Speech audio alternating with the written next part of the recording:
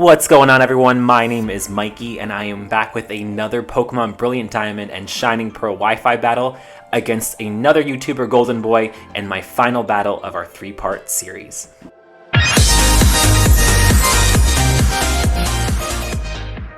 I'd like to say my team's pretty balanced. I have my lead Tyranitar, which is pretty bulky. I have some bulk with Swampert. My two Scarfers, Mesprit and Porygon Z. Alakazam is deadly in terms of its speed, and I have Electivire as well, which is also there for some power with the Expert Belt, meaning that any attack that hits that is super effective, it's going to get a boost as well with that Expert Belt.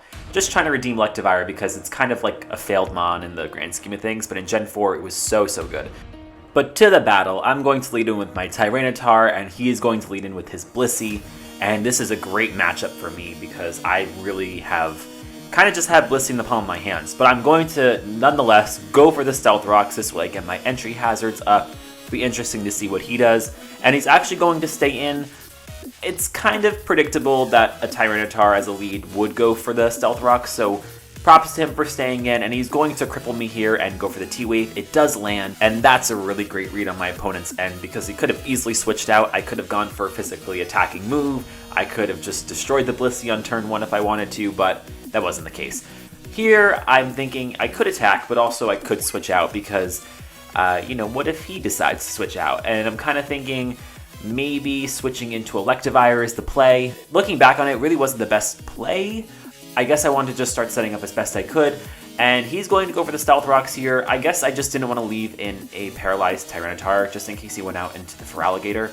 And he actually stays in and goes for the Stealth Rocks himself, which was a huge gamble. Granted, he does get his entry hazards up, but, I could have just stayed in and gone for the Stone Edge, so it worked for him. Here I'm going to go for the Ice Punch, just in case he decides to switch into something like Garchomp if he's expecting the Thunder Punch. I don't think he would go into something like Togekiss, but I just wanted to cover my bases. Like I said, I wanted to bring an Electivire to start setting up. I do have a wide variety of moves that I can land. I have the Cross Chop, I have Earthquake, I have Thunder Punch, I have Ice Punch. So trying to take advantage of that Expert Belt boost that I can get, and he brings in the one thing that doesn't work since I do go for the Ice Punch, and it's the Entei. And if you remember from my past videos, I have said countless times Entei is like my kryptonite. It's just one Pokemon that I guess I just kind of have trouble working around.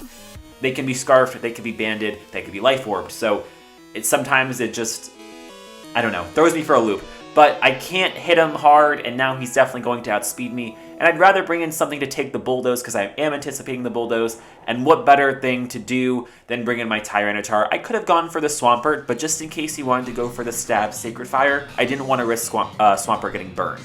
I'm going to try and slow down because I'm talking at like 1,000 miles a minute. But anyway, I don't think he's going to switch out here. It'd be pretty foolish for him to switch, knowing that I could easily hit him hard with something if he does go for a switch. So he's pretty much locked into Bulldoze, which I am right about. He's going to go for another one. I take that immensely well.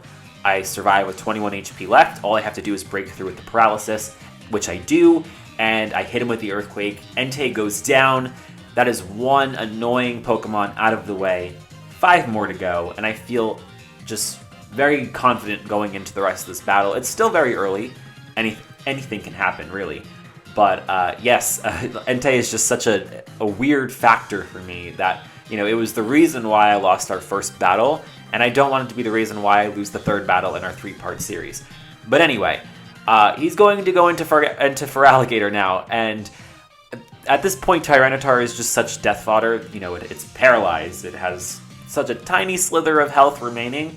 I am anticipating that he goes for Dragon Dance here. He could, or he could just go for the attack.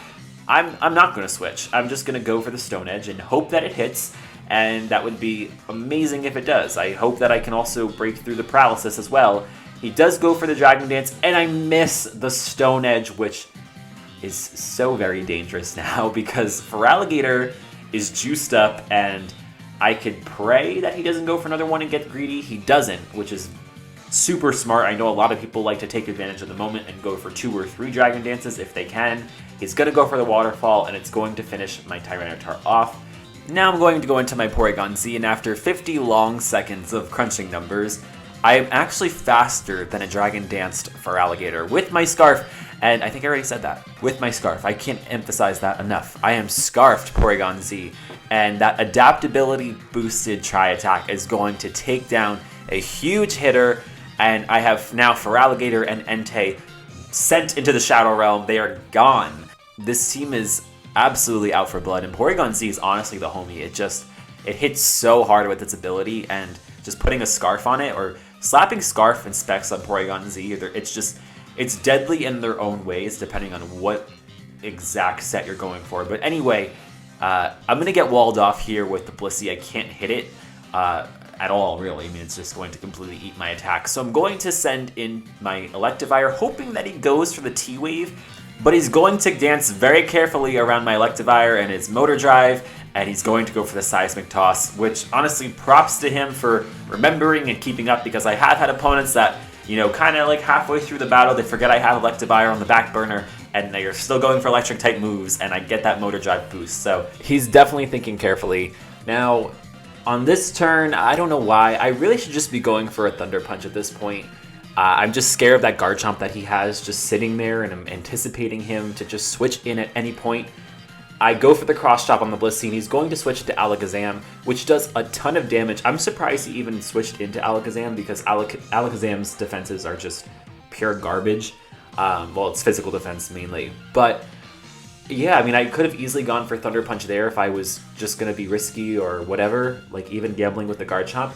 And he still brings in the Alakazam to take in whatever hit, and I'm getting screwed with this Electivire.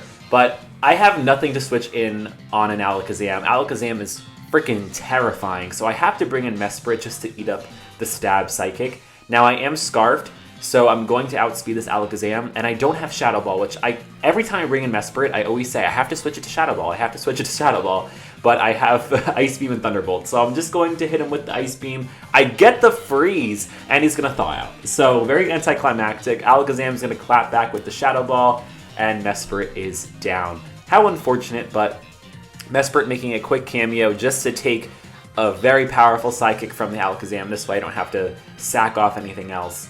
And yeah, poor Mesprit goes down. I tried to put in work, tried to get the freeze. It didn't work out in my favor. Now here I'm definitely going to be juggling around, because what am I going to bring in against this Alakazam? But I'd have to just bring in Porygon Z and threaten him with my Scarf. Granted, I know he's probably going to switch into Blissey. I'm okay with that, though, because I can hopefully either freeze it, burn it, or paralyze it if I get the Tri-Attack off, which, I mean, it's going to land. It's just a matter of, you know, do I get a status on it? It would be nice if I do. I go for the Tri-Attack. It does not so much damage to be expected, because Blissey is an absolute fucking refrigerator unit. But, yeah, it's a huge wall. But I have to switch here.